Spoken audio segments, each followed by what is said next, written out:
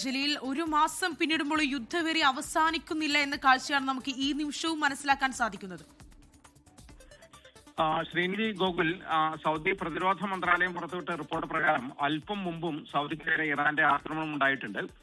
കഴിഞ്ഞ രാത്രിയിൽ മാത്രം 8 മിസൈൽ ആക്രമണ ശ്രമങ്ങളാണ് സൗദിക്കെതിരെ ഉണ്ടായിരിക്കുന്നത്. റിയാദ് ഖർജ് മേഖല ലക്ഷ്യമിട്ടെത്തിയ 7 ബാലിസ്റ്റിക് മിസൈലുകളും കിഴക്കൻ പ്രവിശ്യയിലേക്ക് വന്ന ഒരു ബാലിസ്റ്റിക് മിസൈലും പ്രതിരോധ സേന തകർത്തു. ആളപായമോ നാശനഷ്ടങ്ങളോ ഇതുവരെ റിപ്പോർട്ട് ചെയ്തിട്ടില്ല. അൽഖർജിലും കിഴക്കൻ പ്രവിശ്യയിൽ ജനങ്ങൾക്ക് മുന്നറിയിപ്പ് മെസ്സേജുകൾ ലഭിച്ചിരുന്നു, ജാഗ്രതാ നിർദ്ദേശങ്ങൾ ഒക്കെ ലഭിച്ചിരുന്നു.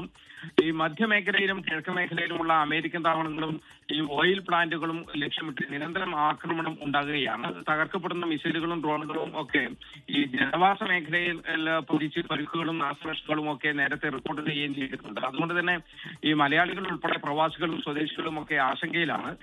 എന്നാൽ പരിഭ്രാന്തി വേണ്ട എന്നും സുരക്ഷാ നിർദ്ദേശങ്ങൾ കൃത്യമായി പാലിക്കണമെന്നും പ്രതിരോധ മന്ത്രാലയം നിർദ്ദേശിച്ചിട്ടുണ്ട്. ഇന്നലെ വരെ സൗദിക്കെതിരെ ഉണ്ടായിരിക്കുന്നത് 848 ഡ്രോണുകളും 71 മിസൈലുകളും ഉപയോഗിച്ചാണ് ആക്രമണം ഉണ്ടായിരിക്കുന്നത്. ഇതൊക്കെ തീർച്ചയായും എല്ലാ ദിവസവും ഇങ്ങനെ സൗദിക്ക് നേരെയുള്ള ആക്രമണം, പ്രത്യേകിച്ച് കിഴക്കൻ മേഖലയിൽ, അവിടെ ഈ കൂടുതൽ അമേരിക്കൻ സൈനിക താവളങ്ങളുള്ള, ഒപ്പം എണ്ണപ്പാടങ്ങളുള്ള, എണ്ണ സംഭരണ കേന്ദ്രങ്ങളൊക്കെയുള്ള ഈ കിഴക്കൻ മേഖലയിലേക്കാണ് സൗദിയിൽ ആക്രമണങ്ങൾ ഏറെയും.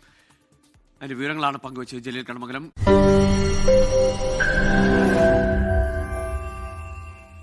ലോകത്തെവിടെയായാലും ഏത് സമയത്തും 24 വാർത്തകളും ഓഗ്മെന്റഡ് റിയാലിറ്റി പാക്കേജുകളും എക്സ്പ്ലെയിനറുകളും വിശദമായി കാണാൻ ഞങ്ങളുടെ യൂട്യൂബ് ചാനൽ നിങ്ങൾക്ക് സബ്സ്ക്രൈബ് ചെയ്യാം.